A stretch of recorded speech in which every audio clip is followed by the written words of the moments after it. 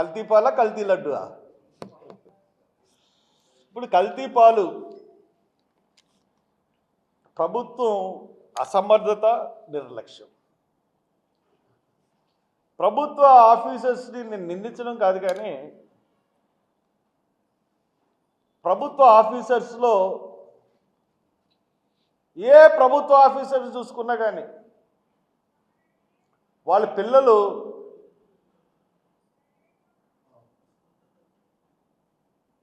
Payment సీట్లలో engineering చదువుతారు, payment సీట్లలో కాదు, మేనేజ్మెంట్ కోటాలో ఇంజనీరింగ్ చదువుతారు, మేనేజ్మెంట్ కోటాలో ఎంబీబీఎస్ చదువుతారు.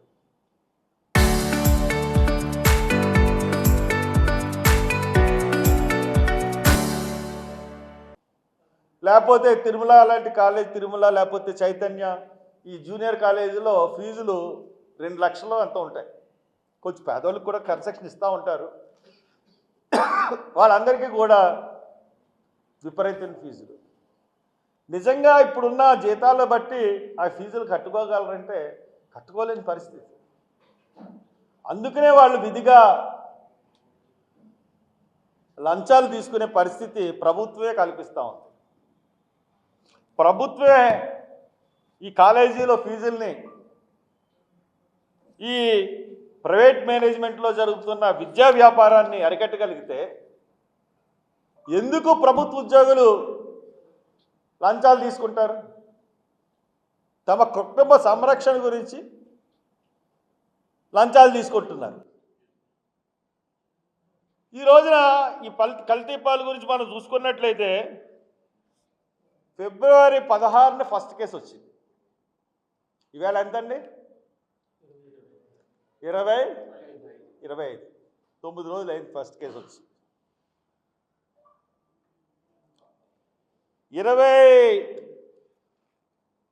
16వ తారీఖునేమో ఫస్ట్ కేసు వస్తే ఫిబ్రవరి 22న డిఎంఎన్హెచ్ఓ రియాక్షన్ ఇచ్చి రిపోర్ట్ ఇచ్చాడు. అంటే 6 రోజుల తర్వాత. ఎప్పుడు వచ్చింది? ఫిబ్రవరి 16న వస్తే 22వ తారీఖున డిఎంఎన్హెచ్ఓ రియాక్షన్ ఇచ్చాడు హెడ్ ఆఫ్ ది డిపార్ట్మెంట్. అంటే 6 రోజులు డిలే అయింది. ఈ 6 రోజులు డిలే అవడం వల్ల డిఎంహెచ్ఓ రిపోర్టు 6 రోజులు లేట్ అవడం వల్ల ఈ రోజున 5 మంది చనిపోయారు. 5 మంది 6 మంది 6 చనిపోయారు. దీనికి ఎవరు బాధ్యత వహిస్తారు? ముఖ్యమంత్రిగా మీరు బాధ్యత వహిస్తారా? జిల్లా కలెక్టర్ గారు బాధ్యత వహిస్తారా? లేకపోతే లేట్గా రిపోర్ట్ ఇవ్వడం వల్ల డిఎంఎన్హెచ్ఓ బాధ్యత వహిస్తారా? ప్రభుత్వం బాధ్యత వహిస్తే సీఎంగా మీరు రిజైన్ చేయండి. కలెక్టర్ బాధ్యత అయితే కలెక్టర్ని సస్పెండ్ చేయండి. డిఎంఎన్హెచ్ఓ లేట్గా రిపోర్ట్ అతను తప్పైతే, డిఎంఎన్హెచ్ఓ రిపోర్ట్ ఇవ్వడం లేట్గా ఇవ్వడం అతను తప్పైతే అతను డిస్మిస్ చేయండి. మీకు ఆ దమ్ము లేదు. ఎందుకంటే ప్రతిదీ కల్తీయే. తర్వాత ఈ వరలక్ష్మి డైరీ అన్నది 106 కుటుంబాలకి పాలు సప్లై చేస్తూ ఉంది. ఈ పాలు సప్లై చేసినప్పుడు ప్రతి పాల కేంద్రంలోనూ కూడా సమ్ యాసిడ్స్ అని ఉంటాయి. ఏది? మిల్క్ తెల్లగా ఉండడానికి కొంత కలుపుతారు యాసిడ్స్ లాంటివి. అది కొంత మేరకే పర్మిషన్ ఉంటుంది.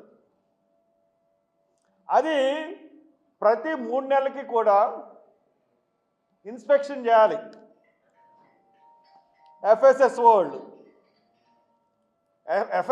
వాళ్ళు ప్రతి 3 నెలలకి కూడా క్వార్టర్లీ ఇన్స్పెక్షన్ చేసి రిపోర్ట్ ఇవ్వాలి. అంటే డిస్ట్రిక్ట్ ఆఫీసర్ అథారిటీ ప్రతి 3 నెలలకి ఇన్స్పెక్షన్ చేయాలంటే ఇది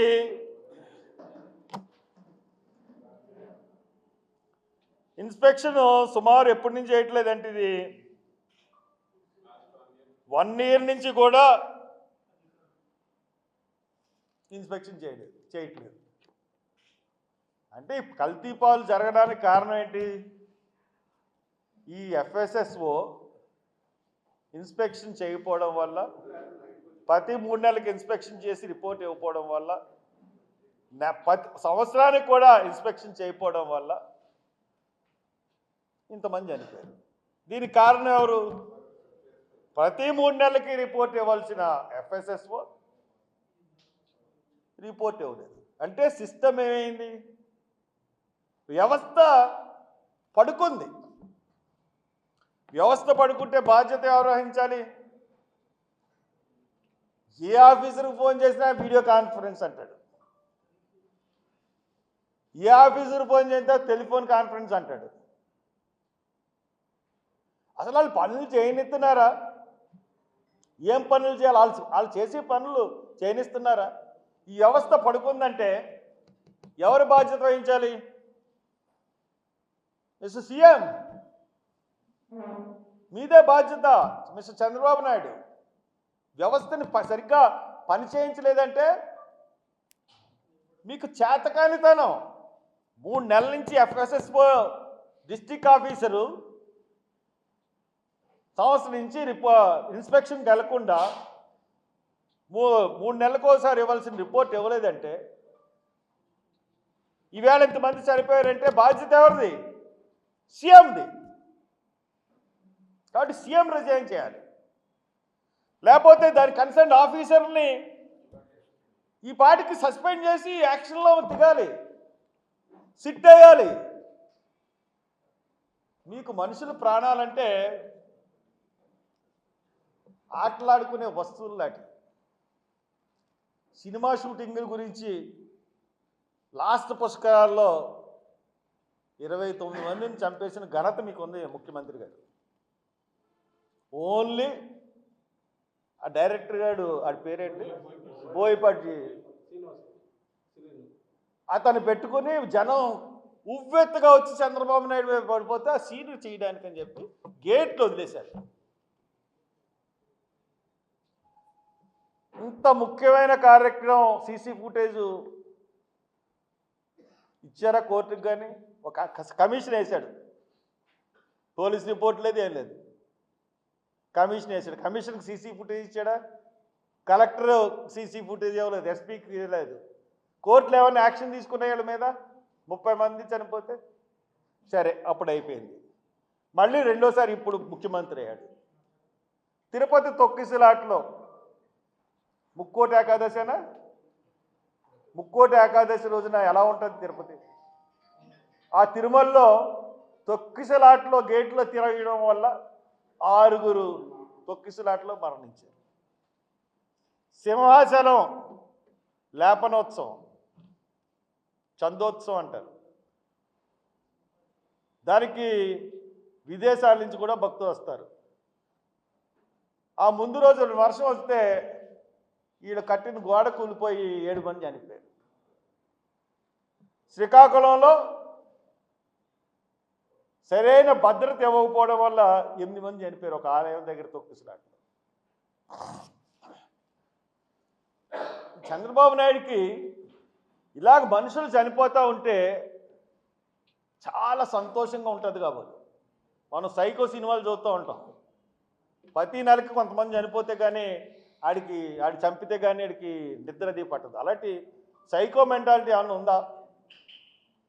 ఈ రోజున వరుస ఇన్సిడెంట్లు జరుగుతూ ఉంటుంటే సంవత్సరానికి ఇంతమందిని ఈయన యొక్క